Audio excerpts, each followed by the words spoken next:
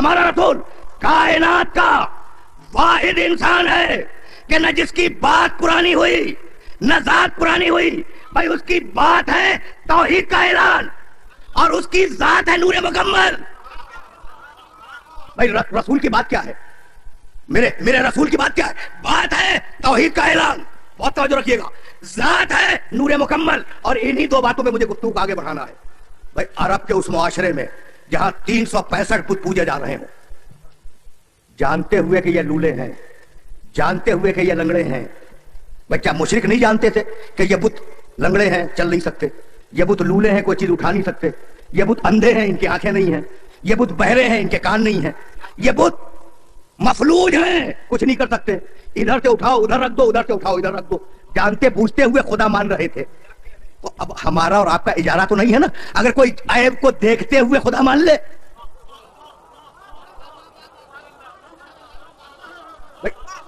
توجہ تو مقبول ہے نا بھائی، اگر کوئی عیب دیکھتے ہوئے بتوں کو خدا مان لے تو ہمارا اور آپ کا اجارہ نہیں ہے، لیکن شکایت وہاں ہوتی ہے جہاں ہمارا رسول آگے بڑھ کے کہے کہ یہ بت لولے، یہ بت لنگڑے، یہ بت اندھے، یہ بت اباج، میرا خدا قادر، میرا خدا عالم، میرا خدا سمیع، میرا خدا بصیر، اور میں اس خدا کا رسول۔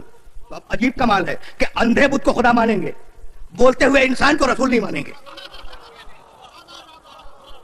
بھیا عجیب منطق ہے کہ گونگے بت کو مشرک خدا مان لیں گے، بول نہیں سکتا بت، لیکن بولتے ہوئے محمد کو رسول نہیں مانیں گے۔ بھائی عجیب مزاج ہے مشرک کا۔ بھائی بات کیا ہے کہ گونگے بت کو خدا مان رہے ہو اور میرے بولتے ہوئے محمد کو رسول نہیں مانتے؟ تو کہا بھائی بات یہ ہے کہ ہم ہیں ایکسپلائٹ کرنے والے، توجہ کیجیے گا، ہم ہیں استحصال کرنے والے۔ اس بت کے نام پہ جتنا مانگ کے کھا لے کوئی پوچھنے والا نہیں ہے، اس بت کے نام پہ جتنا مانگے کھا لے کوئی پوچھنے والا نہیں ہے، اور محمد کے منہ میں ہے زبان، اگر اس کے نام پہ مانگیں گے انکار کر دے گا۔ تو مشرک کا مزاج یہ ہے کہ اگر ایک خاموش ہو اور ایک بولتا ہوا ہو تو خاموش کو لے لے، ناطق کو چھوڑ دے۔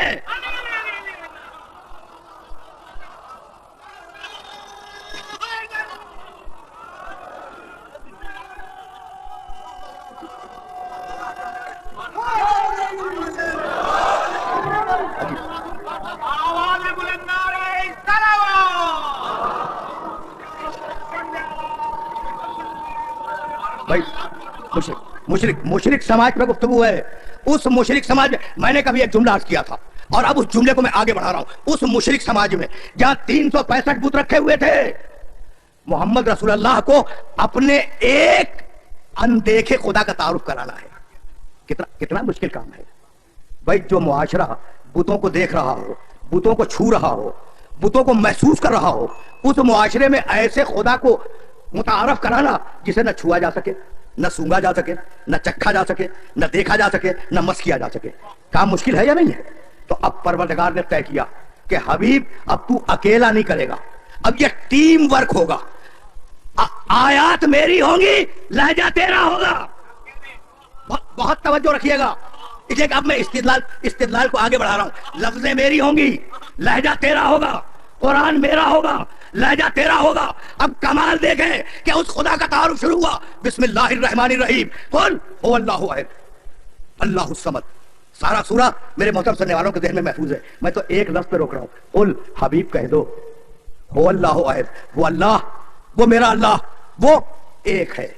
نہیں، خدا کی قسم نہیں، ایک وہ ہوتا ہے جس کے دو ہو جائیں،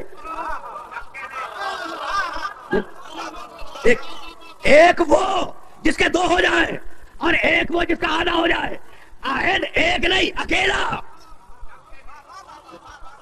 یہ مقام توحید ہے۔ تو بہت توجہ رکھیے گا، یہ مقام توحید ہے۔ قل کے معنی حبیب کہہ دو بھائی، قل ذہن میں رہے بھائی، یہ قل ہی تو سب کچھ ہے۔ قل حبیب کہو، اچھا کیا کہو؟ هو اللہ احد۔ تو میسج کیا ہے عزیزان محترم؟ هو اللہ احد، یہی تو ہے نا میسج۔ قل تو میسج نہیں ہے، قل آرڈر ہے رسول کو، قل حکم ہے رسول کو، اور پیغام کیا ہے؟ هو اللہ احد، وہ اللہ اکیلا ہے۔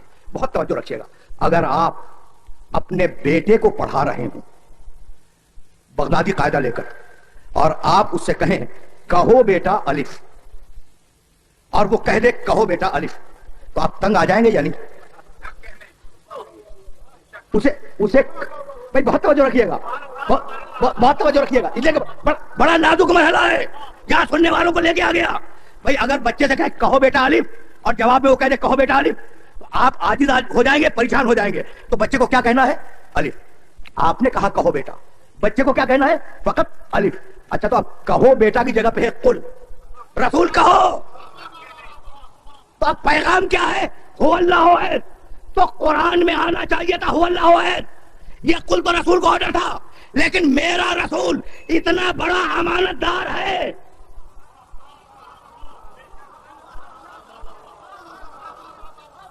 بھائی رسول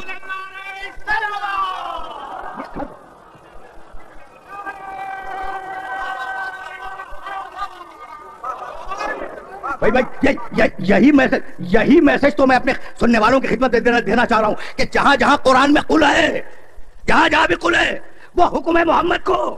اس کا مجھ سے کوئی ربط نہیں ہے، آپ سے کوئی ربط نہیں ہے. لیکن قرآن میں میرے امانت دار رسول نے قل تک کو محفوظ رکھا جو اس کے اور خدا کے درمیان تھا.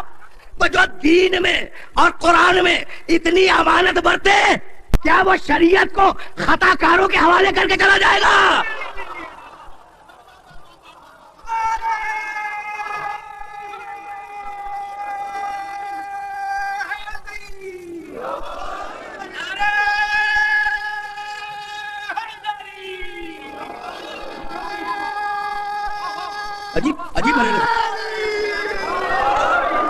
عجیب مرحلہ فکر ہے.